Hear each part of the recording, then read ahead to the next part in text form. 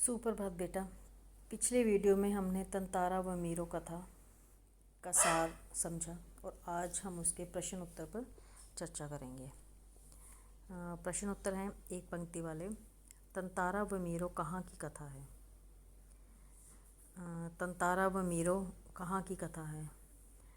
तो मैंने ये पहले आपको बताया था कि पहले अंडमान और निकोबार जो थे वो एक ही द्वीप थे, लेकिन अब ये अलग हो गए हैं और आज इन्हें लिटिल अंडमान और कार निकोबार के नाम से जाना जाता है। वमीरो अपना गाना क्यों भूल गई? वमीरो जो है मंत्रमुग्ध होकर अपना गाना गा रही थी और कि अचानक समुद्र की एक लहर आई और वह अपना गाना भूल गई। तंतारा ने वमीरो से क्या याचना की? याचना अर्थात प्रार्थना। तो क्या प्रार्थना की थी उसने तंतारा ने वमीरो से कि वह अपना गाना जो है वो पूरा करे, दोबारा गाए और उसका नाम जानने की प्रार्थना की और उसे अगले दिन वहाँ आने के लिए कहा। तंतारा और वमीरो के गांव की क्या रीति थी कि विवाह के बंधन में बंधने के लिए दोनों अर्थात लड़का और लड़की को एक ही गांव का होना ज़रूरी है। क्रोध में तंतारा ने क्या किया? तंतारा जो है एक लकड़ी की तलवार जो है वो अपनी कमर के साथ बांध कर रखता था और लोग मानते थे कि उसकी तलवार में जो है वो दैवीय शक्ति है और उसी तलवार के साथ उसने धरती के 2 टुकड़े कर दिए। अगले प्रश्न उत्तर हैं 25 से 30 वाले, जिनको आप 3 से 4 पंक्तियों में जो है वो लिखोगे। तंतारा की तलवार के बारे में लोगों का क्या मत था कि उसकी तलवार जो है दैवीय तलवार है और उसको वह अपनी कमर के साथ हमेशा रखता था, अपने से कभी अलग नहीं करता था और ना तो उसका प्रयोग कभी किसी के सामने करता था और ना ही लोगों ने उसे कभी तलवार का प्रयोग करते हुए देखा था। वमीरो ने तंतारा को बेरुखी से क्या जवाब दिया? तो वमीरो ने तंतारा को बेरुखी से कहा कि क्या वह गांव के नियम नहीं जानता और उसके प्रश्नों के उत्तर देने के लिए वो बाध्य नहीं है और वह उसके कहने से वो गाना क्यों गाए। तंतारा वमीरो की त्यागमयी मृत्यु से निकोबार में क्या परिवर्तन आया कि जो गांव की रूढ़ी थी, नियम था, वो उनकी मृत्यु से जो नियम है वो टूट गया। अब विवाह बंधन के लिए दोनों अलग अलग गांव के हो सकते हैं। निकोबार के लोग तंतारा को क्यों पसंद करते थे? निकोबार के जो लोग थे वो तंतारा को इसलिए पसंद करते थे क्योंकि वह साहसी था, परोपकारी था और उदार स्वभाव का था। वह सबकी सहायता करता था और दूसरे गांव के लोग भी उसे पसंद करते थे। तो वह अपने गांव के लोगों को ही केवल पसंद नहीं करता, सहायता नहीं करता था, दूसरे गांव के लोगों की भी सहायता करता था। अगले प्रश्न उत्तर आपके हैं 50 से 60, जिनके लिए आपको 8 से 10 लाइनें लिखनी है। निकोबार द्वीप समूह के विभक्त होने के बारे में निकोबारियों का क्या विश्वास है?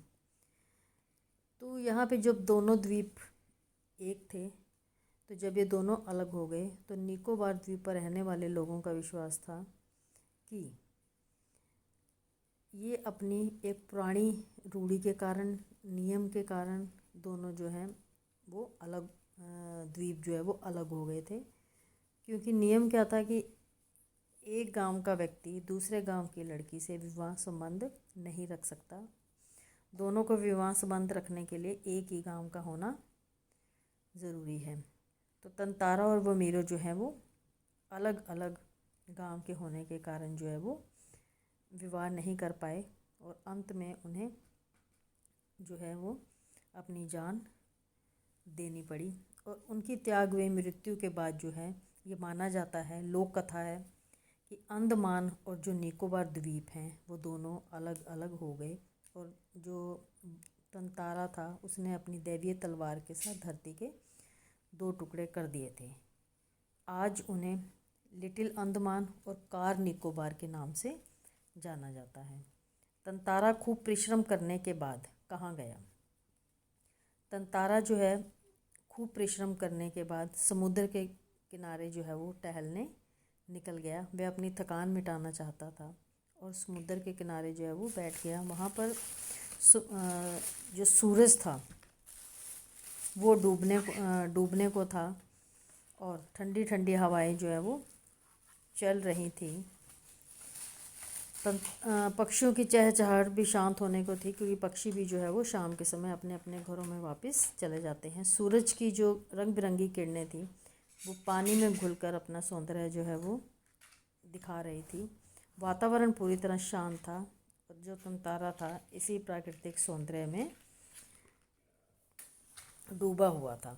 वमीरों से मिलने के बाद तंतारा के जीवन में क्या परिवर्तन आया? वमीरों से मिलने के बाद जो तंतारा था उसका जीवन जो है वो बिल्कुल बदल गया। उसे उठते बैठते जो है वो वमीरों की याद आती थी और उसके लिए दिन रात काटना जो है वो कठिन हो गया था। एक एक पल उसे पहाड़ की तरह लगता था और शाम होने से पहले ही वो लपाती गांव की चोन पर जा बैठता था। लपाती गांव में कौन रहती थी? वमीरों। और जो तंतारा था वो कौन से गांव का रहने वाला था? पासा गांव का। और उसी लपाती गांव की चोन के पर बैठकर ही वह वमीरों की जो है वो प्रतीक्षा करता था। प्राचीन काल में मनोरंजन और शक्ति प्रदर्शन के लिए किस प्रकार के आयोजन किए जाते थे? तो प्राचीन काल में मनोरंजन और शक्ति प्रदर्शन के लिए जो है वो पशुओं को शामिल किया जाता था। पशु पर्व आयोजन होते थे। इस आयोजन में पशुओं और युवकों को अपनी शक्ति की परीक्षा देनी होती थी। उन्हें पशुओं के साथ भिड़ाया जाता था और उस मेले में जो है खाने पीने का, नाच गाने का आदि का भी प्रबंध होता था। लोग इकट्ठे होते थे और मिलजुल कर वो नाच गाने में भाग लेते थे और भोजन का जो है वो आनंद उठाते थे। रूढ़ियाँ जब बनभोज बनने लगे तब उनका टूट जाना ही अच्छा है, क्यों? स्पष्ट कीजिए। पहली बात तो रूढ़ियाँ क्या है? नियम है। तो रूढ़ियाँ होती ही बंधन है। रूढ़ी का अर्थ क्या होता है? कि ऐसा बंधन जिससे लोकहित होने की बजाय अहित होता है। लोकहित मतलब सहायता, अहित मतलब नुकसान। और ऐसी रूढ़ी जो लोगों की विकास में, आनंद में, इच्छा पूर्ति में बाधा बनती है, तो ऐसी रूढ़ी का टूट जाना ही अच्छा होता है। क्योंकि रूढ़ियाँ क्यों? मनुष्य की सारी परंपराएं या रूढ़ियाँ किस लिए बनाई जाती हैं? मनुष्य के विकास के लिए। और कोई भी परंपरा जो है मानव से अधिक मूल्यवान नहीं है। तो यहाँ पर जो तंतारा और वमीरो जो थे, गांव की जो परंपरा थी उस परंपरा के कारण जो है विवाह संबंध नहीं कर सकते थे और इसी एक रूढ़ी के कारण उनको मृत्यु को भी गले लगाना पड़ा। तो ऐसी रूढ़ियों का टूट जाना ही अच्छा है। तो मानव हित के लिए किसी भी बाधक जो रूढ़ी है उस प्रकार की रूढ़ियों को तोड़ देना ही अच्छा है।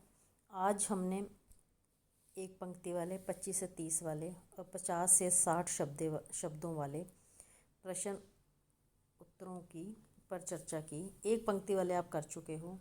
अब आपने 25 से 30 और 50 से 60 जो प्रश्न उत्तर हैं वो अपनी अपनी कॉपी में करने हैं। धन्यवाद।